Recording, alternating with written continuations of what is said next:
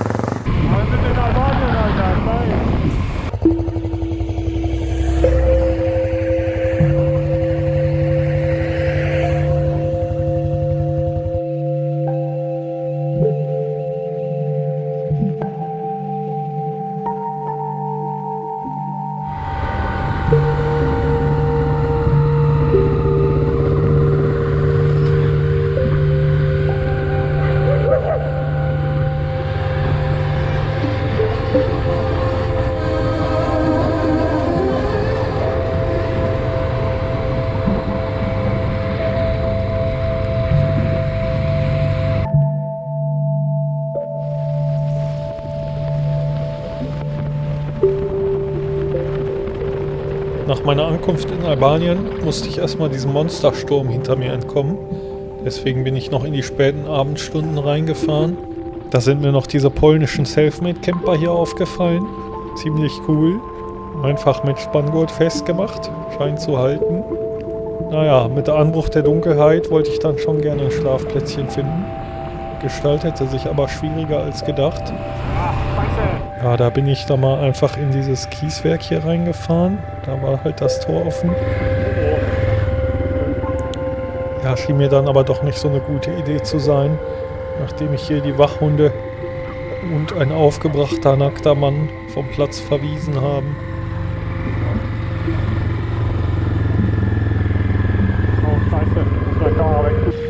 Also habe ich meine Suche fortgesetzt und bin irgendwann an der Küste auf diese Straße getroffen, die aufs offene Meer hinausführte.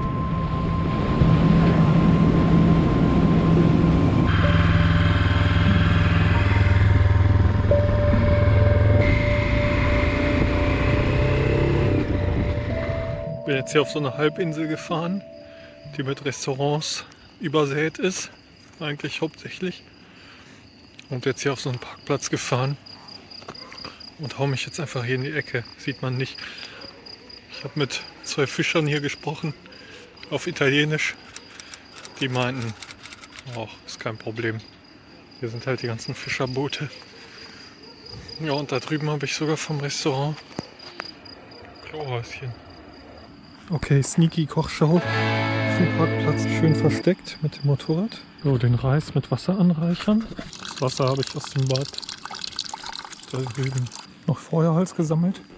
Das sollte man gut vorbereiten, vor allem wenn es schnell gehen muss. Jetzt ein schönes Feuer erzeugen. Schön low profile. Okay, das qualmt mir natürlich jetzt voll ins Gesicht. So, Topf schon mal drauf. Direkt was nachschieben von der Seite. So, Deckel drauf. Und während das jetzt anfängt zu kochen, schon mal Gemüse schnibbeln. Hier auf meinem Schnibbeltisch. So, was haben wir an Gemüse? Zwiebel ist gut, Paprika ist gut. Und hier müsste auch noch so eine angeknabberte Aubergine sein. Ein Festmahl. Mal kurz waschen. Wir sind ja keine Barbaren, die hier ungewaschenes Gemüse essen. So weit kommt's noch. Ja, hier liegt leider sehr viel Müll rum und Fischernetze. Man nimmt, was man kriegt. Einhändig, sehr scheiße. Kann ich das irgendwie anders halten? Ins Maul rein. Ja. Ah, krieg eine Küferstelle. Hacken. Mülltüte, ne? Auch wenn hier alles voller Müll liegt und das nur Zwiebelschalen sind. Oh, hallo Haus. Das ist nicht weg.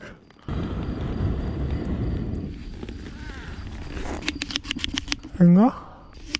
Okay. Ach, Digga. Krank. Hoffentlich beobachtet mich keiner, wie ich hier hocke auf dem Parkplatz in dem ganzen Müll mit einer Kamera im Maul. Okay. Eine, das kann noch eine überhaben. Hervorragend. Guck. Salz, Pfeffer. Campinggerecht. In so Filmdöschen. Das ist genial. Bleibt immer trocken. Und ist eine gute Menge. Gucken wir mal, ob das kocht. Oh ja, es kocht ja schon ewig. Ist da noch Wasser drin? Nee.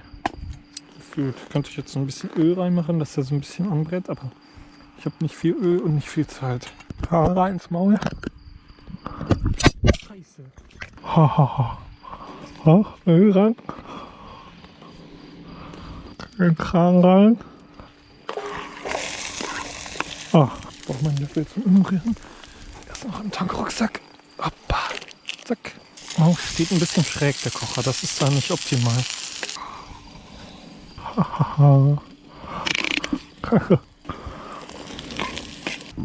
Entschuldigung. Das sind meine Manieren. Das wird gut, solange mich keiner hier wegfliegt, bevor das Essen fertig ist. Da ist man schon echt beschäftigt. Den Teil. Zack. Und dann die Aubergine rein. Jetzt hätte ich gerne noch ein bisschen mehr Öl. Weil die Aubergine immer so viel aufnimmt. Jetzt habe ich schon wieder gekleckert. Das stört uns nicht. Das stört uns auch nicht. Ich tue einfach noch ein bisschen Magenrinde rein. Muss schmecken, muss wirken. Oh, mal das Knie strecken zwischendurch. Das ist ja hier verkrampfte Arbeitshaltung. Pfeffer. Curry. Das ist hier irgendwie so ein Pillendöschen. Auch nicht schlecht. Ja, scheiße, den Reis habe ich gar nicht gesalzen. Wichtigen Schritt übersprungen im Tutorial. So, dann wenn die Auberginen schön durch sind. Ja, den Reis nochmal drauf. Ganzen Kram hier rein.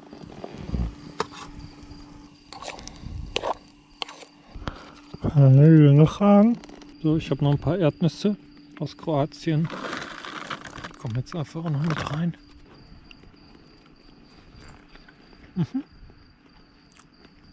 Sehr gut. Lecker. Ein Reisgericht, ein Kaltgetränk und Nachtisch. Hier so eine Baklava.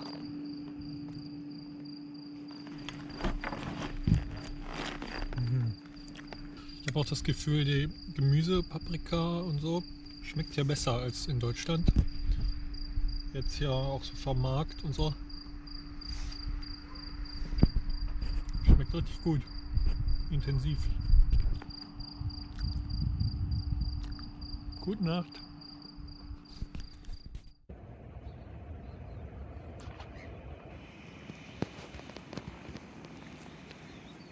Ich habe gerade alles zusammengepackt. Da ist so ein Mann hier rumgeschlichen. Hat mich beobachtet. Mir jetzt noch Granatäpfel geschenkt.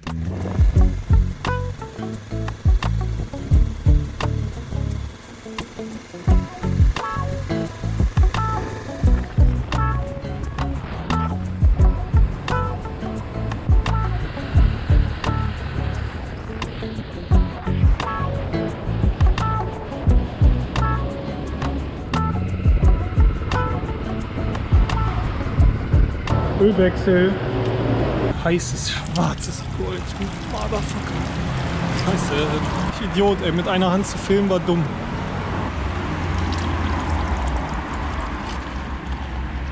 Alter, was eine Sauerei. Auch voll den Reifen voll. So, neuer Ölfilter kommt auch rein. Heiß. So. Oh nein, ein wilder Straßenhund. Ich bin bedroht. Ja, frisch geschmiert wollte ich mal die albanischen Berge erkunden. Also bin ich Richtung Elbasan aufgebrochen, um dort wieder auf den Tet zu stoßen. Das Ganze möchte ich aber nicht angehen, ohne nicht endlich meine neuen Stollenreifen aufzuziehen, die ich seit Tagen mit mir rumschleppe. Also bin ich das mal angegangen und im Zuge dessen zeigte sich leider mal wieder, was es heißt, mit 40 Jahre altem Material unterwegs zu sein. Jetzt ist bei der Felge leider schon total das Alu weggegammelt hier. Rund ums Ventil. Also es ist schon richtig tief weggegammelt. Ich habe jetzt hier in meinem Bordwerkzeug noch so ein Epoxid-Kit. Das knete ich da mal an und schmiere das hier rein. Aber vorher kratze ich hier noch alles von verrottetem Alu weg und mache Zitronensaft und destilliertes Wasser, nochmal eine Spülung.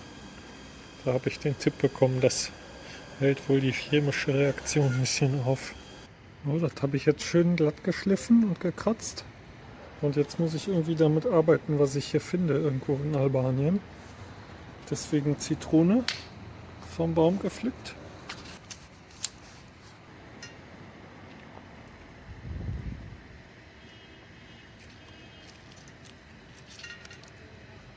Und dann nochmal hinterher mit Nitroverdünnung.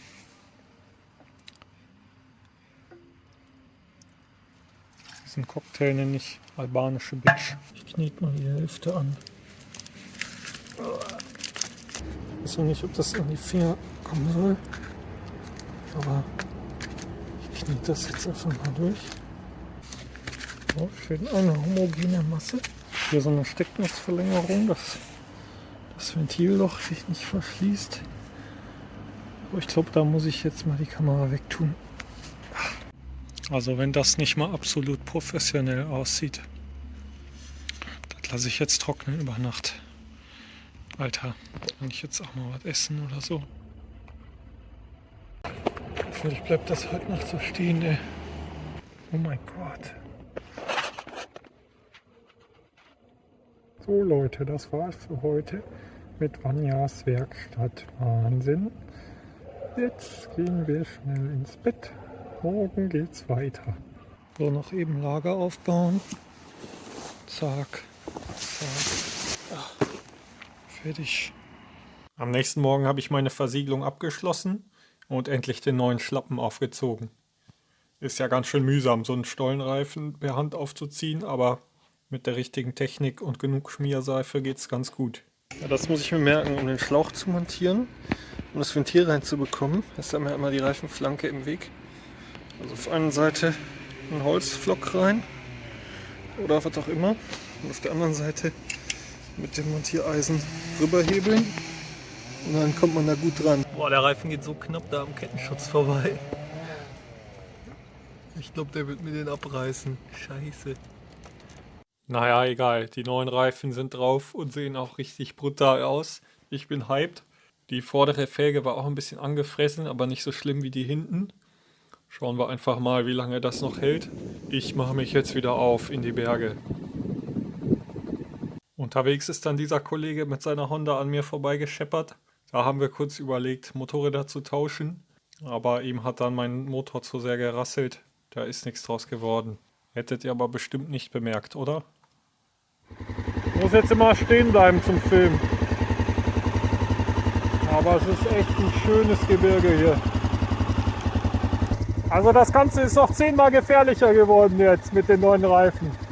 Das ist so schwammig und hält keine Spur. Das ist echt übel. Aber macht Bock, haben voll Grip, aber auf dem Asphalt sowie im Gelände total schwammig. In dem Tempo kann ich vielleicht noch einheitlich filmen, aber alles darüber wird zu gefährlich. Es ist so schön hier. Ich muss schnell die GoPro-Halterung reparieren. Ich sehe so coole Sachen und so schöne Landschaft, ey. Hammer. Die Reifen haben so einen Monster-Grip. Jetzt kann ich echt also Orte erreichen, die ich das vorher überhaupt nicht ging. Auch hier wäre ich jetzt nicht hingekommen, weil es war so eine schwierige Stelle am Anfang. Da wäre ich mit den alten Reifen nie hochgekommen. Da hätte ich umgedreht.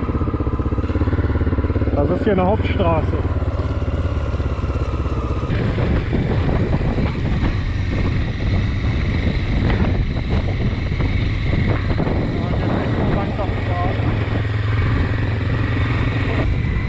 Langsam mal einen Schlafplatz. Ich habe auch heute fast nichts gegessen.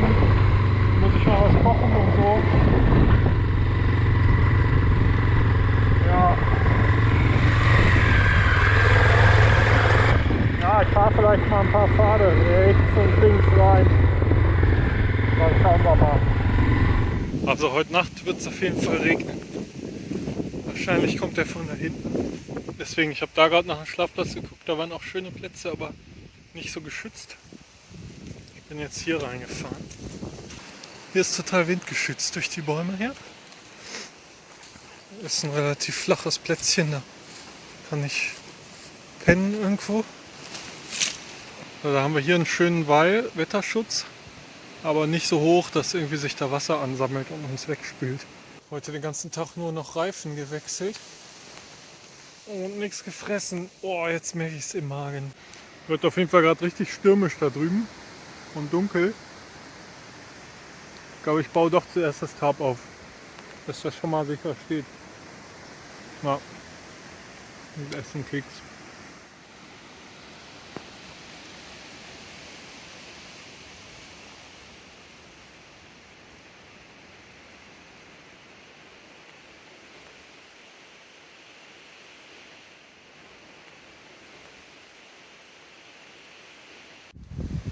Boah, ey. Und drüben fängt es ja richtig an zu stürmen die ganze Zeit. Aber ich liege hier ziemlich windstill bisher. Also ganz so komme ich da nicht. Aber regnen tut es bisher kaum. Boah, leck mich am Arsch. Ich spann mal das Tarp ein bisschen flacher ab. Ja, ich musste jetzt doch noch mal zweimal raus. Ein bisschen umbauen. Jetzt habe ich da einen Stock drunter. Da einen Stock drunter. Boah. Ja, geht ganz schön ab. Aber ich glaube, erstmal trocken.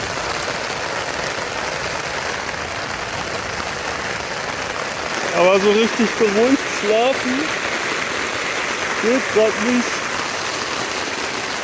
Hier kommt es auch ein bisschen durch. Weil das diffundiert da so durch und dann wackelt halt das ganze Tarp und dann tropft das alles runter. Naja. Wie viel Uhr haben wir? 4:30.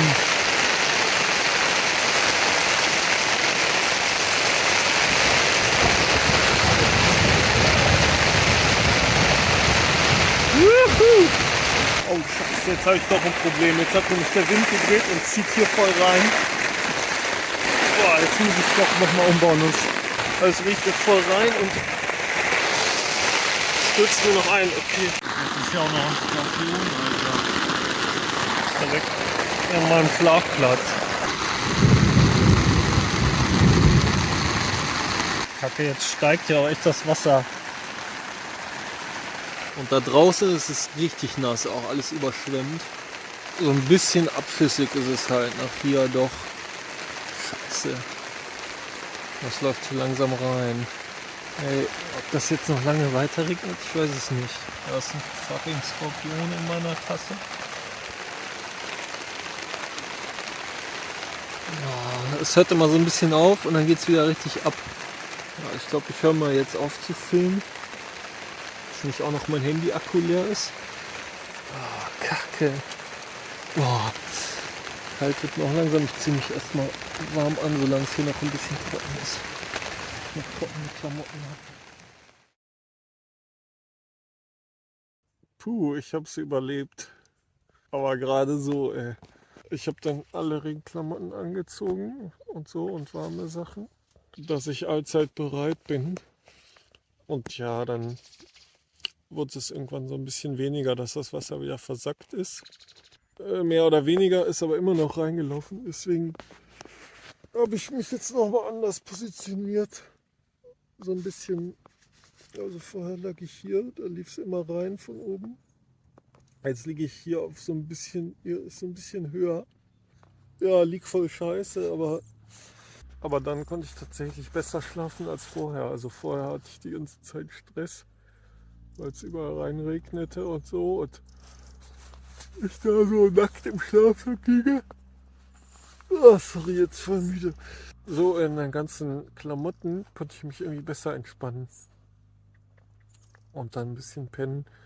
Aber hauptsächlich dann morgens, wo gerade es ein bisschen heller wurde, die Sonne aufging. Die hat dann irgendwie das Unwetter verjagt. Skorpion ist auch noch da.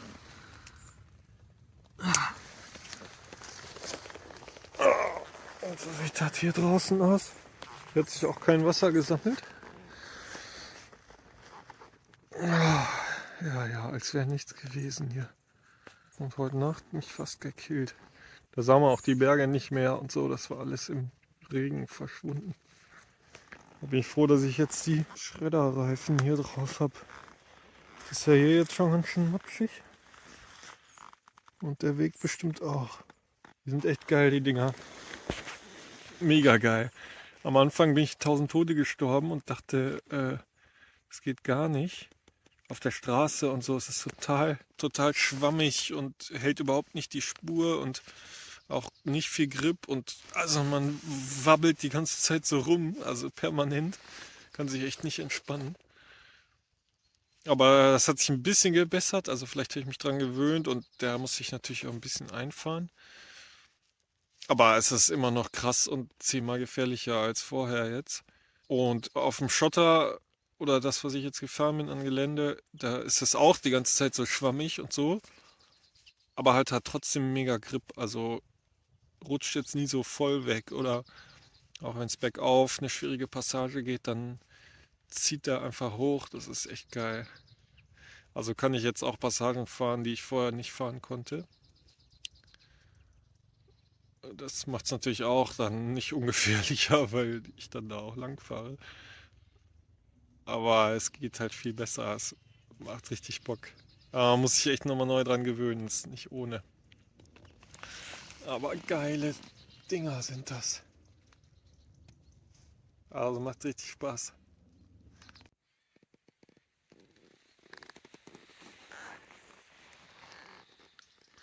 Nachts in dem Sturm hatte ich vor allem Schiss, dass diese Bäume da einknicken.